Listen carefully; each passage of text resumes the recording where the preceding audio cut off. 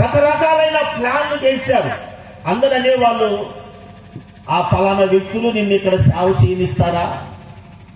నీవు పరిచయం, నేను చెప్పేది ఇప్పుడు ఇద్దరితో ప్రారంభించినప్పుడే. కానీ దేవుని బిడ్డలారా, దేవుడు ఆ రోజుల్లో పరిశుద్ధాత్మ కార్యములను, అభిషేకపు కార్యములను జరిగించి ఈ రోజున శాఖోపశాఖలుగా వందల మంది సేవకులను తయారు చేయడానికి దేవుడి ఫిలదెల్ఫియా మినిస్ట్రీస్ ని వాడుకున్నాడు. దేవుడి స్తోత్రం కలుగునుగా.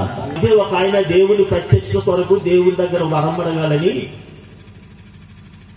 3 దినాలు ఉపవాసం ఉండి ప్రార్థన చేశాడు. ప్రభు ప్రత్యక్షమయ్యారా, నీకేం కావాలో కోరుకో, నువ్వు చాలా భక్తి వైరాగ్యములతో 3 దినాలుగా పస్తులున్నావు కదా, నీకు ఏ వరం కావాలో కోరుకో, నువ్వు అడిగింది నీకు ఇస్తాను. కానీ షరతు ఏంటంటే నీ ఎదుటింటోడికి 2 ఇస్తానన్నాడు.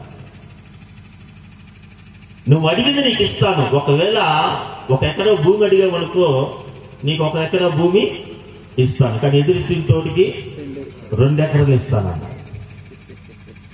ఒకవేళ ఒక మంచి ఇల్లు నువ్వు కావాలని అడిగితే నీకు ఆ ఇల్లు ఇస్తాను, కానీ ఎదుటింటోడికి మాత్రం 2 ఇల్లు ఇస్తాను. ఒక కారు అడిగావనుకో, నీకు ఆ కారు ఇస్తాను. లేక నేను శరీరాన్ని నలగొట్టుకొని ప్రార్థించడం ఏంటి? నేనేదో దేవుడు నన్ను ఆశీర్వదిస్తాడని కదా నేను ప్రార్థన చేసింది. కానీ నేను ప్రార్థించడం వల్ల ఎదుటింటి వాడికి 2 అంతల ఆశీర్వాదం రావటం ఏంటి అని చెప్పి చాలా తెలివిగా ప్రభు దగ్గర ఏమడిగాడంటే, అయ్యా నాకు ఒక కన్ను తీసేయని అడిగిందంట. ఏమడిగాడు? ఒక పక్క కనుగుడు తీసేయన్న. అంటే వాని ఆలోచన ఏంటి చెప్పలేదు. మీకు అర్థం కావట్లేదు, అందుకని నేను ఏసీలా హాయి నిద్ర వస్తున్నట్టుంది. మరి చాలా మంది అలాంటి భక్తులు ఇక్కడ ఉండక మానేది లేదు. ఇక్కడ కూడా నా కోసం ఇప్పటికీ ప్రార్థన చేస్తున్నారండి, విన్నా చచ్చిపోవాలని. భక్తులే నేను చెప్పేది. ఎవరు? దేవుడి స్తోత్రం కలుగునుగా. వారు ప్రార్థన చేసే కొంది నాకు దేవుడు ఆయుష్కాలను ఇస్తానే ఉన్నాడు. అంటే తెలివిగా ఏం కోరుకున్నాడు? నాకు 1 కన్ను పోతే 1 కన్ను కనిపిస్తుంది కదా, ఆ కంటితో నేను బతకొచ్చు. ఎదుటింటోడికి నాకు 1 కన్ను ఇచ్చాడుగా, 1 కన్ను తీసేశాడు కాబట్టి ఎదుటింటోడికి ఎన్ని కళ్ళు తీసేస్తాడు? 2 కళ్ళు తీసేస్తే వాడు అందుకైపోతాడు. వాడి కుటుంబం అతనే నాశనమైపోతుంది అని చెప్పి వరం కోరుకున్నాడంట. అంటే ఎందుకు ఈ మాట చెప్తున్నానంటే, యేసుక్రీస్తు ఎందుకు తన రాకడను ఆలస్యం చేస్తావు? తన మాటని పేతురు రాసిన 2వ పత్రికలో 3వ అధ్యాయం 9వ వాక్యం. కొందరు ఆలస్యమని ఎంచుకున్నట్లు ప్రభు తన వాగ్దానమును గూర్చి నశించవలనని. తర్జుమాలు ఏమనుంటుందంటే, ఒరువరు కెట్టుపోగాడబడికి అని ఉంటుంది తమిళ్లో. తెలుగులో అర్థం ఏంటంటే ఒక్కడు కూడా చెడిపోకూడదు అని. ఆమె చెప్పలేదు. ఎవరి కోరిక? దేవుని కోరిక. మరి మన కోరిక?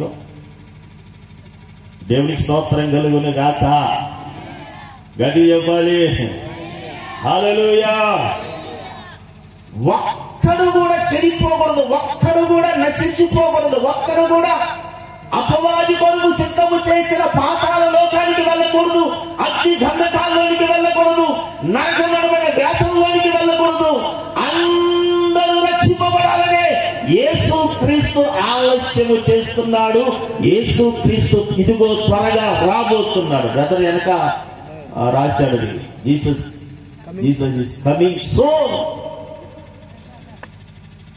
యేసుక్రీస్తు త్వరగా రాబోతున్నాడు.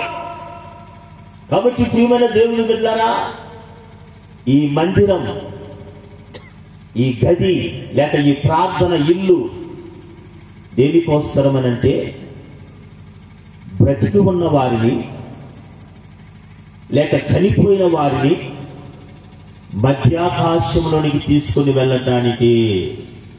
అర్థమైన ఒకసారి గట్టిగా చప్పట్లు కొట్టి ప్రభునాన్ని మహిమపరచుదాం.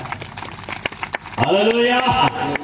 అంతఃపురములో నుండి యేసుక్రీస్తు మధ్యాకాశంలోనికి వచ్చుతుండగా వధువు సంఘం, గదిలో ఉన్న పెళ్లి కుమార్తె, దేవుని ఇంటిలో ఉంటున్న పెళ్లి కుమార్తె అనగా సంఘము అనబడిన విశ్వాసులు.